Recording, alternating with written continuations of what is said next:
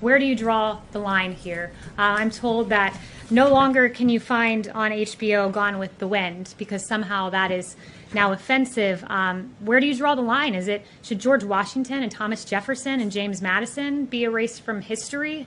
What about FDR and because of internment camps? Should he be erased from history, or Lyndon Johnson, who has a history of documented racist statements? And finally, what about people that are alleged by the media to be segregationists? NBC tells us Joe Biden didn't just compromise with segregationists, he fought for their causes in schools, experts say. CNN tells us letters from Joe Biden reveal how he sought support of segregationists in the fight against busing. Washington Post tells us that Biden's tough talk on 1970 schools' desegregation plans could get him new scrutiny, and there are several more where that came from. So I'll leave you with the question, should we then rename the Biden Welcome Center? Thanks very much, guys. One more on George Floyd, Kaylee, just the first question that I asked, is the president concerned the protests could lead to another outbreak of coronavirus? Now, we're monitoring that. Right now we're encouraged to see that cases have declined month over month, but the vice president, as I walked out here, said the task force is well aware and monitoring individual situations in particular states. Niels. Kaylee, thank you.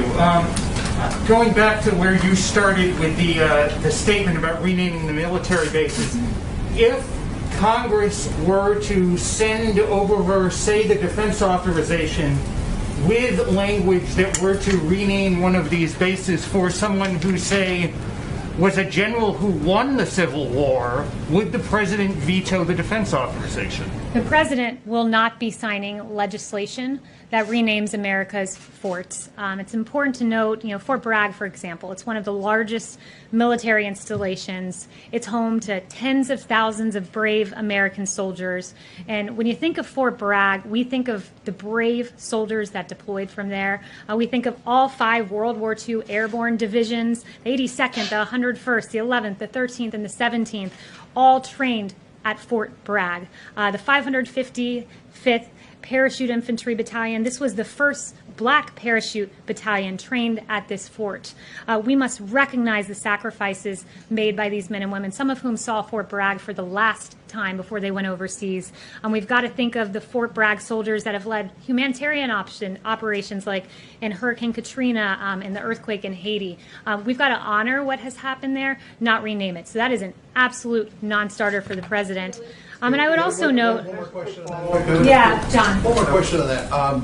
General David Petraeus is one of those people who went through Fort Bragg a number of times, even though his first command was at the Fort Campbell, Kentucky. He penned a quite lengthy and detailed editorial about the reasons why those bases should be renamed, saying it's ironic that American soldiers and Marines are being trained at bases named for people who fought against the Union back in the Civil War, that many of the people for whom these bases are named were leaders held in questionable regard, but who were elevated during the Lost Cause movement. He goes on to say, we do not live in a country to which Braxton Bragg, Henry L. Banning, or Robert E. Lee can serve as an inspiration.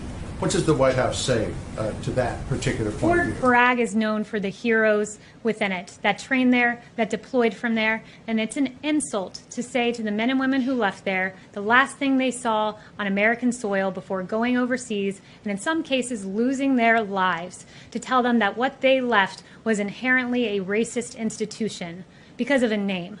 That's unacceptable to the president, and rightfully so.